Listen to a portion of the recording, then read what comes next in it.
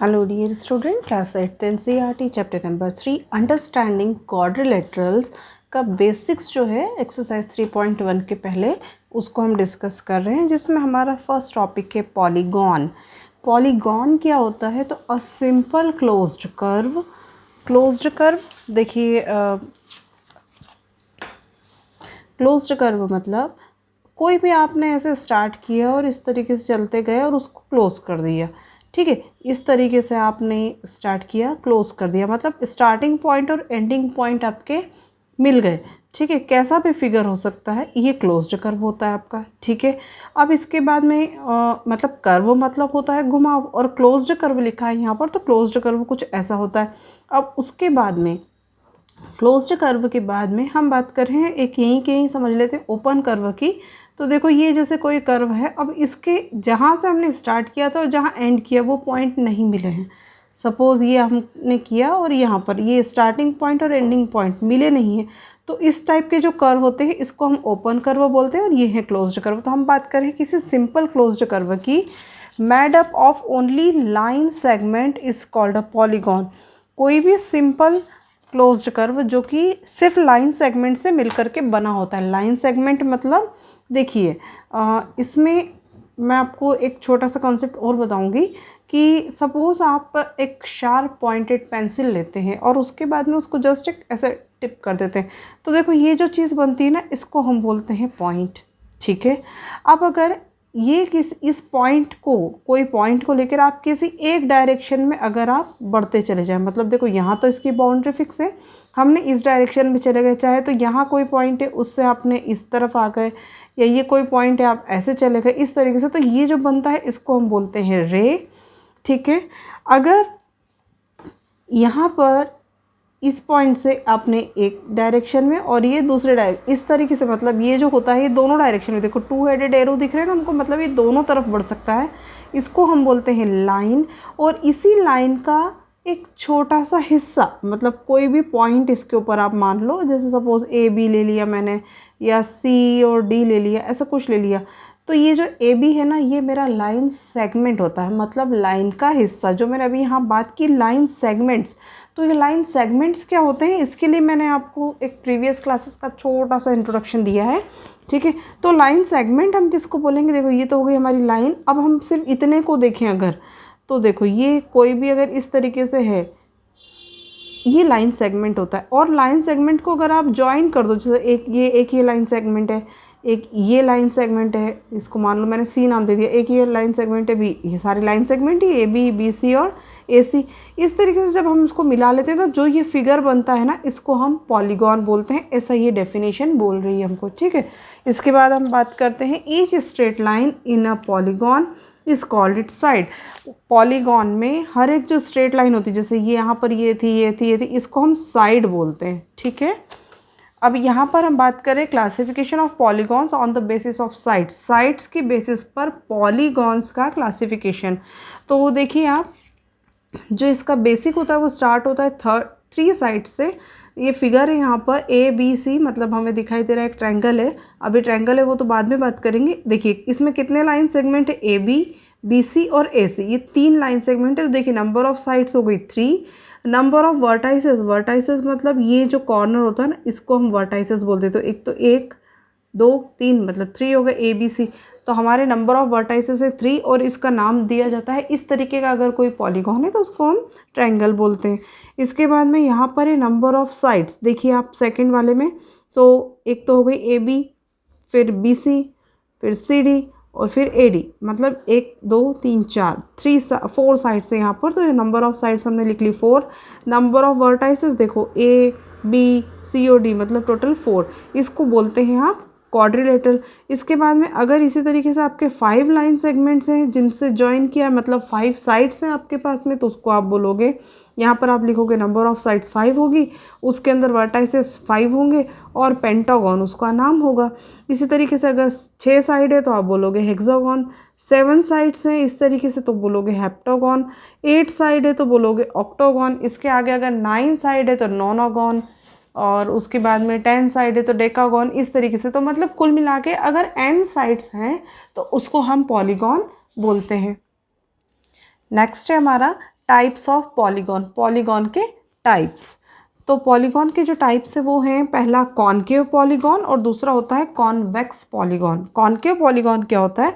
A polygon in which at least one angle is more than 180 degree, मतलब कम से कम एक एंगल जो है वो 180 डिग्री से ज़्यादा होना चाहिए। ठीक है, तो यहाँ पर आप देखिए ये कॉनकेव पॉलीगॉन है, ए बी सी, यहाँ तो सारे मुझे ये इसके अंदर एक्यूट एंगल दिखाई दे रहे हैं, ये वाला ऑब्ट्यूस एंगल दिखाई दे रहा है, लेकिन आप इस एंगल को ध्यान से देखेंगे अगर, तो ये है हमारा रिफ्लेक्स एंगल। ठीक है, तो ये जो रिफ्लेक्स एंगल है, ये मतलब रिफ्लेक्स एंगल हमारे 180 से ज़्यादा वाले होते हैं। रिफ्लेक्स एंगल जो भी होता है मतलब 180 डिग्री तक तो स्ट्रेट एंगल होता है, उससे और आगे अगर आप जाते हो तो वो रिफ्लेक्स एंगल होता है। देखो मैं बताती हूँ कैसे। जैसे कि ये मैं एक्चुअली एक वीडियो और है इसके लिए, जिसका मैं लिंक आपको डिस्क्रिप्शन बॉक्स में दूंगी, तो उसको आप पूरा देखेंगे तो उसमें पूरा ज्योमेट्री का बेसिक पूरा का पूरा कवर है। अगर उसको देख लोगे तो बहुत ही अच्छा रहेगा, लेकिन अभी मैं एक छोटा सा इंट्रोडक्शन यहाँ पर देती हूँ। देखो जब भी ये हमारा ऐसे कुछ है, ये होता है आपका ज़ीरो एंगल।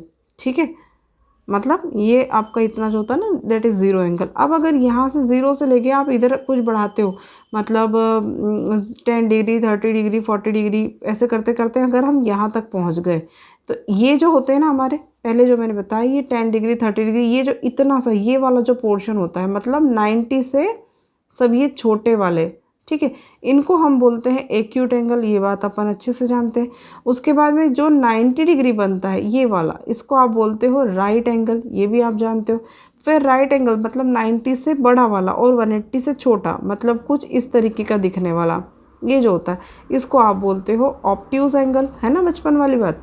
अब इसके बाद में और ये ऐसा खुलता जा रहा है, खुलता जा रहा है और ऐसा पूरा सीधा हो गया, मतलब ये आपका था यहाँ से तो ज़ीरो एंगल बताया था, ये जो आपका है ना, ये देखो एस था, जब ऐसा था तो एक्यूट था, फिर ऐसा हुआ तो स्ट्रेट सॉरी राइट एंगल हुआ, फिर और इधर गए इस तरीके से खुल गया तो ऑब्ट्यूस एंगल हुआ, और खुलते खुलते ये इतना खुल गया कि ये ऐसा हो गया।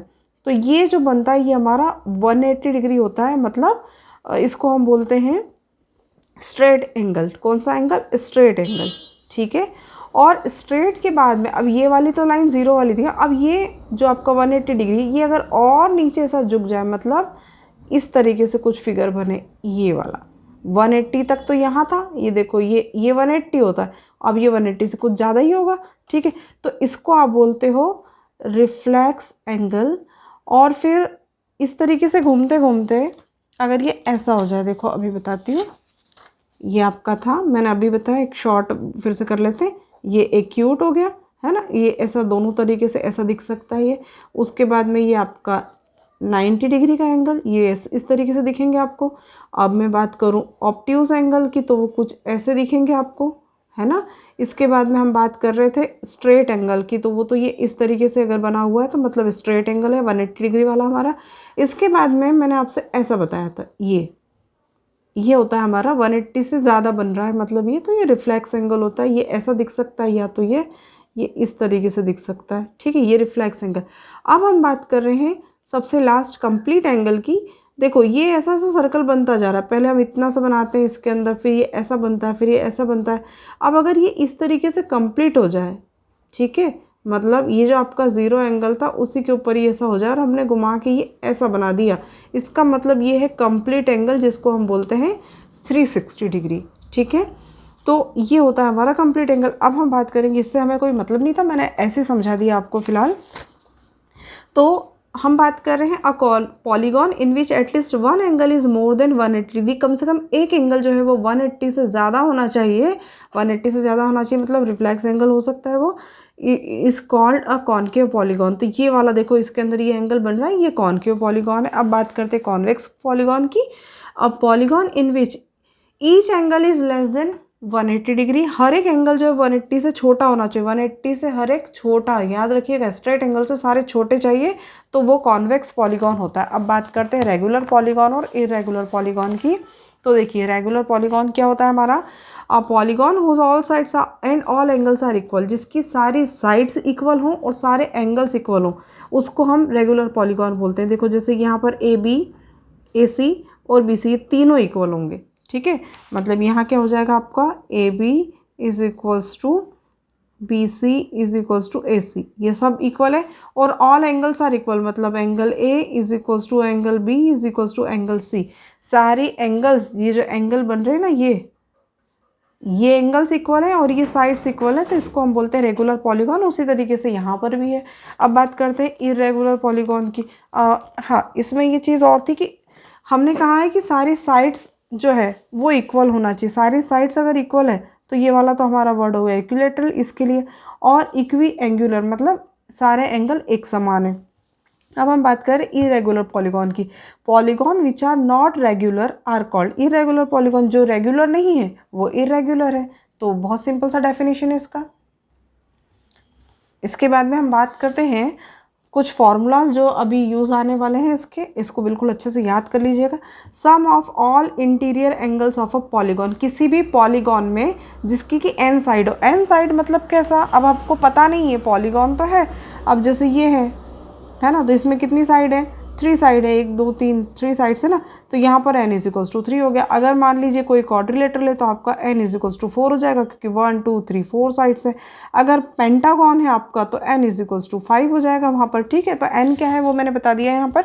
सम of all interior angles of a polygon, किसी भी पॉलीगॉन का, एक ऐसा पॉलीगॉन जिसकी n साइड्स हैं, उसके इंटीरियर एंगल्स का जो सम होता है वो ये होता है n-2 इंटू 180 डिग्री। ये आप निकाल सकते हो फॉर्मूला की हेल्प से। याद करना है हमको, each interior angle of a regular polygon, हर एक इंटीरियर एंगल का जो मेज़र होगा वो इस फॉर्मूला से हम कैलकुलेट कर लेंगे। फिर किसी भी पॉलीगॉन के जितने भी एक्सटीरियर एंगल होते हैं उनका सम होता है 360 डिग्री। ये भी आपको याद करना है, ये एक्सटीरियर एंगल के लिए इसका सम है। फिर अगर हम बात करें for a regular polygon of n sides, देखो अभी ये टर्म्स ना क्योंकि आपने सुन नहीं रखी है। इंटीरियर मतलब अंदर वाले, एक्सटीरियर मतलब बाहर वाले, पॉलीगॉन अभी मैंने आपको समझाया, ठीक है। ये हमें टर्म्स बहुत बड़ी लग रही है, लेकिन अगर आप इसको ध्यान से देखोगे और याद करने की कोशिश करोगे ना तो इट इज़ वेरी इजी। सिर्फ n 180 360 में सब खत्म हो जा रहा है, ठीक है। इसके बाद में हम बात करें ईच एक्सटीरियर एंगल। अगर आपको रेगुलर पॉलीगॉन है, रेगुलर पॉलीगॉन क्या होते हैं अभी समझाया थोड़ी देर पहले, तो उसकी जो n साइड है उसको, अगर आपको n साइड है तो उसका एक्सटीरियर एंगल हमको निकालना है, तो वो आएगा 360 अपॉन n डिग्री। उसका एक्सटीरियर एंगल का मेज़र होता है 360 में जितने भी नंबर ऑफ साइड है उससे डिवाइड कर दो, तो जितने डिग्री निकलेगा वो उसका एक्सटीरियर एंगल होगा। और इंटीरियर होगा 180 degree minus each exterior angle. जो एक्सटीरियर एंगल हमने यहाँ से निकाला ना, तो आप 180 में से माइनस कर दो तो वो आंसर आपका आ जाएगा, ठीक है। इसके बाद बात करते हैं डायगोनल्स की। Diagonal line segment obtained by joining the vertices which are not adjacent are called diagonals of the polygon. देखो एडजेसेंट क्या होता है पहले ये समझा दूँ, उसके बाद में आगे की बात है। लाइन सेगमेंट क्या होता है आप जानते हो, अभी समझाया मैंने। वर्टाइसेस क्या होते हैं, मतलब वर्टेक्स का प्लूरल होता है। जैसे ये कोई है तो यहाँ पर A इसका वर्टेक्स है, B इसका वर्टेक्स है और C इसका वर्टेक्स है। और जो मैंने लिखा है वर्टाइसेस, वर्टाइसेस मतलब ये जो वर्टेक्स वर्ड था ना, ये वाला वर्टेक्स, अगर हम तीनों की बात करेंगे तो हम बोलेंगे वर्टाइसेस, इसका प्लूरल होता है ये, ठीक है। Vertices which are not adjacent. अब यहाँ पर हमारी थोड़ी सी तकलीफ आ रही कि एडजेसेंट क्या है। देखो एडजेसेंट मतलब अगर एडजेसेंट साइड की बात करूँ, मान लीजिए ये कोई पॉलीगॉन है, तो एडजेसेंट साइड कौन सी होगी, ये वाली और ये वाली, जो जिसका एक कॉमन वर्टेक्स है, जो एक कॉमन वर्टेक्स से जुड़ी हुई है उसको एडजेसेंट साइड्स बोला जाता है, ठीक है। जैसे मान लो यहाँ पर ABCD ऐसे कुछ तो भी नाम है, तो AB और AC, AB एंड AC, ये वाली और ये वाली, ये एडजेसेंट हो गई। या फिर AC एंड CD, ये देखो इसमें आप नाम से भी समझ में आ रहा है, इसमें A वर्टेक्स जो है वो कॉमन है, इसके अंदर C कॉमन है, देखो दोनों के बीच में यहाँ पर ऐसा आ रहा है। फिर यहाँ पर CD और BD में D कॉमन है वर्टेक्स से, तो ये दोनों जो है साइड्स मतलब जुड़ी हुई होना चाहिए। आप लोकल लैंग्वेज में बात करूँ तो एक वर्टेक्स दोनों जुड़ी हुई होना चाहिए, उसको हम बोलते हैं एडजेसेंट साइड, ठीक है। तो हम बात करें line segment obtained by joining vertices which are not एडजेसेंट्स।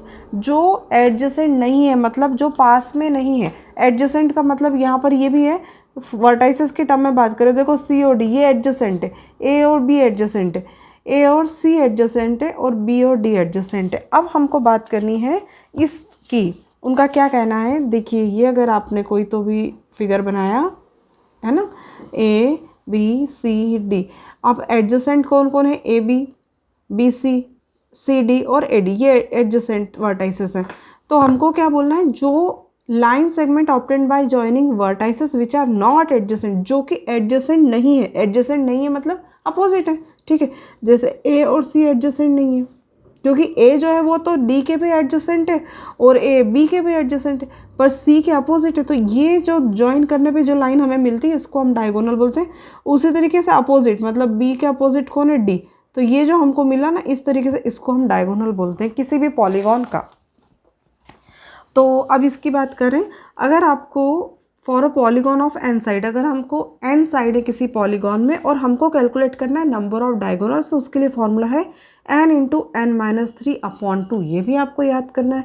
इसके बाद में लास्ट आता है हमारा angle sum property, sum of interior angles of the quadrilateral is 360 degree. जो भी इंटीरियर एंगल होता है क्वाड्रिलेटरल का उसका सम 360 डिग्री होता है, मतलब angle A plus angle B plus angle C plus angle D is equal to 360 degree.